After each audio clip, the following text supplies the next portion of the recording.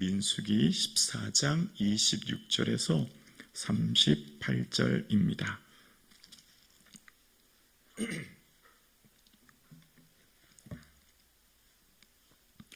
민수기 14장 26절로 38절을 함께 고백드리겠습니다. 여호와께서 모세와 아론에게 말씀하여 이르시되 나를 원망하는 이 악한 회중에게 내가 어느 때까지 참으랴. 이스라엘 자손이 나를 향하여 원망하는 바 그 원망하는 말을 내가 들었노라. 그들에게 이르기를 여호와의 말씀에 내 삶을 두고 맹세하노라. 너희 말이 내 귀에 들린 대로 내가 너희에게 행하리니 너희 시체가 이 광야에 엎드려질 것이라. 너희 중에서 20세 이상으로서 계수된 자 곧 나를 원망하는 자 전부가 여분네의 아들 갈렙과 눈의 아들 여호수아 외에는 내가 맹세하여 너희에게 살게 하리라 한 땅에 결단코 들어가지 못하리라. 너희가 사로잡히겠다고 말하던 너희의 유아들은 내가 인도하여 드리리니 그들은 너희가 싫어하던 땅을 보려니와 너희의 시체는 이 광야에 엎드려질 것이요 너희의 자녀들은 너희의 반역한 죄를 지고 너희의 시체가 광야에서 소멸되기까지 40년을 광야에서 방황하는 자가 되리라.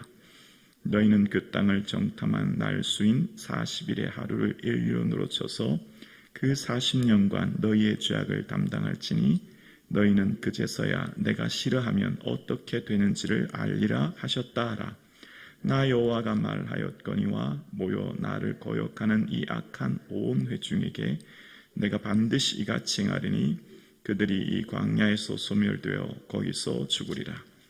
모세의 보냄을 받고 땅을 정탐하고 돌아와서 그 땅을 악평하여 온 회중이 모세를 원망하게 한 사람 곧 그 땅에 대하여 악평한 자들은 여호와 앞에서 재앙으로 죽었고 그 땅을 정탐하러 갔던 사람들 중에서 오직 눈의 아들 여호수아와 여분네의 아들 갈렙은 생존하니라. 아멘. 할렐루야. 아멘. 예배 자리로 불러주신 하나님께 감사드립니다. 오늘 예배 드리시는 저와 여러분의 삶에 우리의 마음 그릇에 말씀으로 가득 채워질 수 있기를 주님의 이름으로 축복합니다. 오늘 예배 드리시는 저와 여러분의 삶에 믿음이 충만하여 주를 기쁘시게 하는 삶 되기를 주의 이름으로 축복합니다. 아멘. 하나님께서 이스라엘 백성들의 온 백성들의 삶을 보시면서 이스라엘 백성들의 그 모세 앞에서 했던 말을 하나님은 어떻게 받아들이고 계시냐면 27절에 이렇게 말씀하시는데요. 27절에 나를 원망하는 이라고 말씀하세요. 그러니까 모세 앞에서 원망했던 것을 지금 하나님 앞에서 원망했다고 하시면서 계속해서 27절 한번 볼게요. 나를 원망하는 이 악한 회중에게 내가 어느 때까지 참으랴. 이스라엘 자손이 나를 향하여 원망하는 바 그 원망하는 말을 내가 들었노라. 계속 반복되는 게 뭐냐면 모세 앞에서 원망하고 통곡하고 부르짖고 했던 모든 것들을 하나님은 다 누구 앞에서 했다고 들으신다고요? 나요 나. 하나님 앞이시라는 겁니다. 그러니까 이스라엘 백성들이 하는 모든 일들 모세를 통하여서 이스라엘 백성들을 가나안 땅으로 들이시는 하나님께서 그들의 삶에 모세 앞에서 했던 것을 다 하나님 앞에서 했다라고 하면서 얘기하시는 거죠. 그러면서 하나님께서는 이스라엘 백성들이 했던 그 모든 말, 그 모든 불평을 어떻게 해요? 다 들으셨다라고 말씀하시면서 그러시면서 28절에 보면 너희 말이 내 귀에 들린 대로라고 하는 표현을 쓰고 계십니다. 그러니까 우리가 하는 모든 말을 하나님이 듣고 계신다는 거예요. 자, 지난 시간에 살펴보았죠. 이스라엘 백성들의 삶이 하나님께서 인도하신 것들을 원망했던 것, 믿음은 해석이라고 말씀드렸죠. 어떻게 해석하느냐가 그 사람의 반응, 삶의 태도를 일으키는데 그 사건을 바라보는 해석이 어떠냐에 따라서 그러니까 그 해석이 믿음이라고요. 그래서 어떻게 해석하고 믿음으로 판단하느냐에 따라서 방향이 결정되는데 그 사건을 그들은 자신들의 관점에서 할 수 없다라고 말했고 그래서 그들은 불평했다고 말씀드렸습니다. 그러나 갈렙은 어떻게 생각했냐면 갈렙은 전혀 다른 믿음의 해석을 하죠. 여호와께서 기뻐하시면 이라고 하면서 그 땅을 두려워하지 말라고요. 오늘 예배드리는 저와 여러분의 삶에 어떤 사건을 만났을 때 그것을 하나님의 관점으로 해석할 수 있는 믿음의 눈이 있기를 주님의 이름으로 축원합니다. 그것이 하나님 기뻐하시는 거라는 겁니다.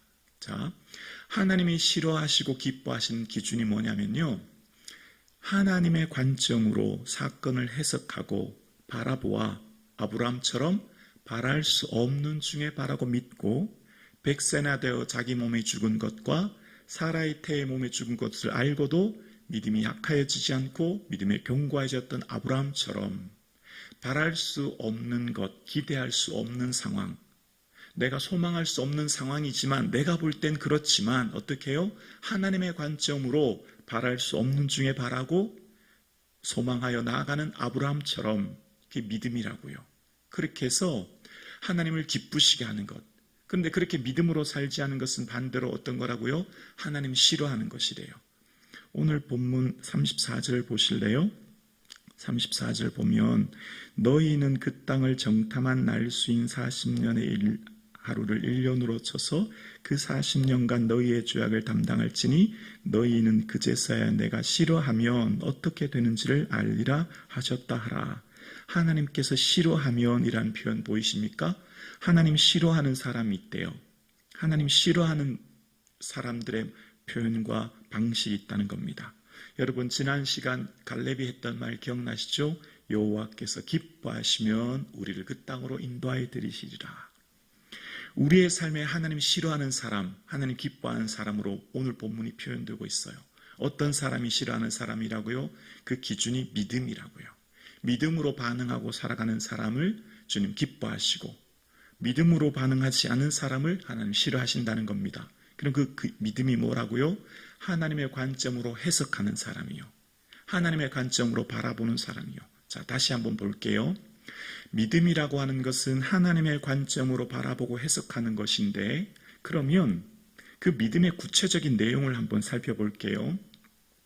어떤 사건이 일어났을 때 하나님의 부르심과 그 말씀 앞에서 내가 어떻게 반응하느냐는 믿음에 따라 해석하는 것으로 결정이 되는데, 그 믿음의 구체적인 내용이 뭐냐면 그 사람의 말로 드러납니다.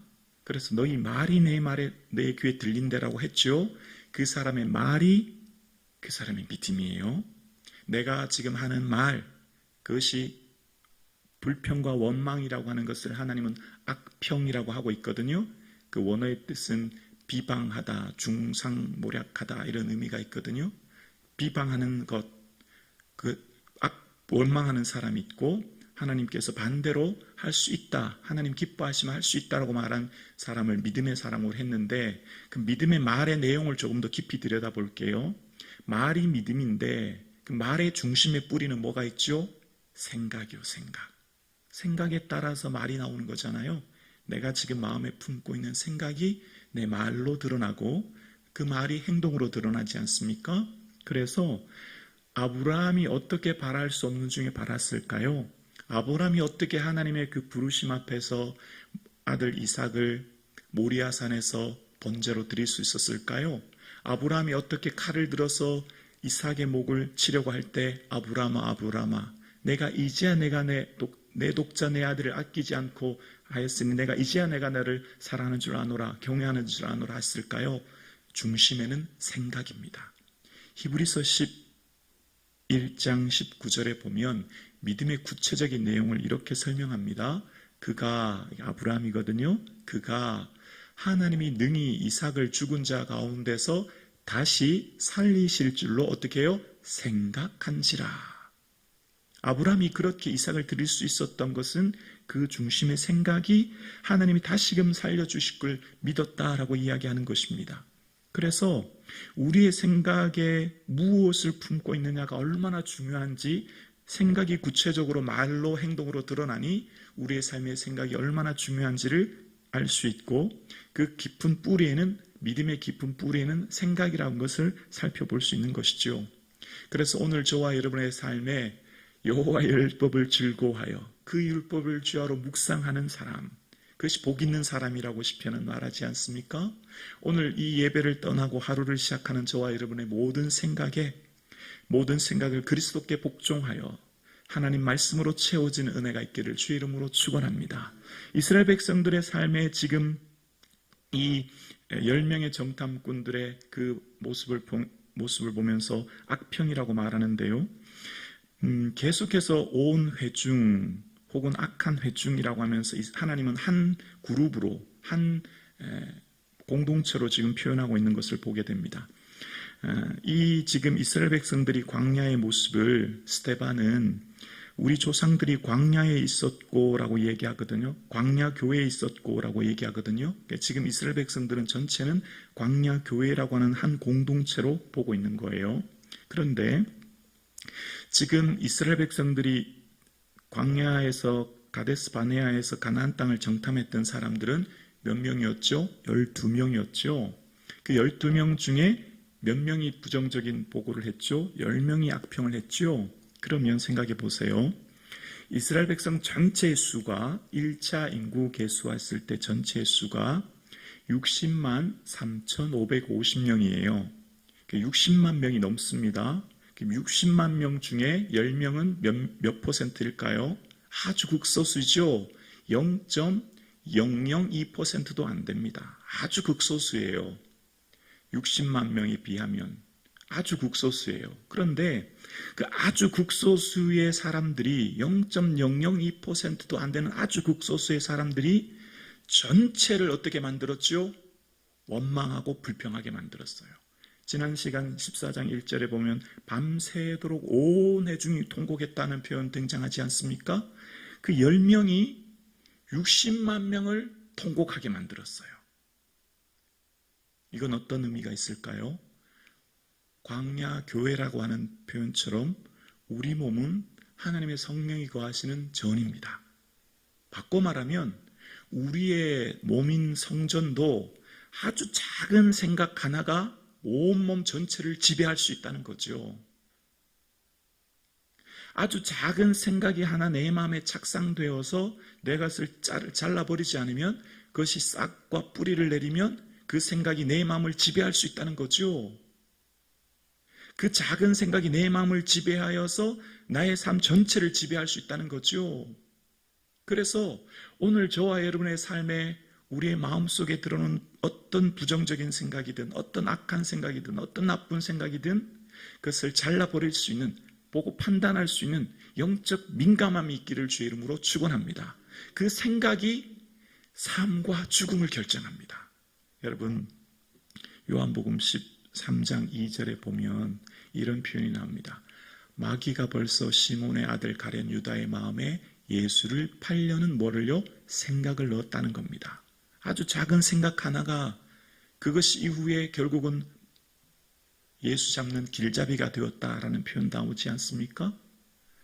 반대로 누가복음 22장 61절에 보면 주께서 돌이켜 베드로를 보시니 베드로가 주의 말씀 곧 오늘 닭 울기 전에 내가 3번 나를 부인하리라 하심이 생각나서 뭐가 생각났다고요? 주의 말씀이 생각났습니다. 말씀이 생각났던 베드로는 밖에 나가 심히 통곡하여 그의 삶을 돌이키게 되지요. 무엇이 생각하느냐, 무엇을 생각하느냐가 곧 인생의 방향을 결정한다는 겁니다.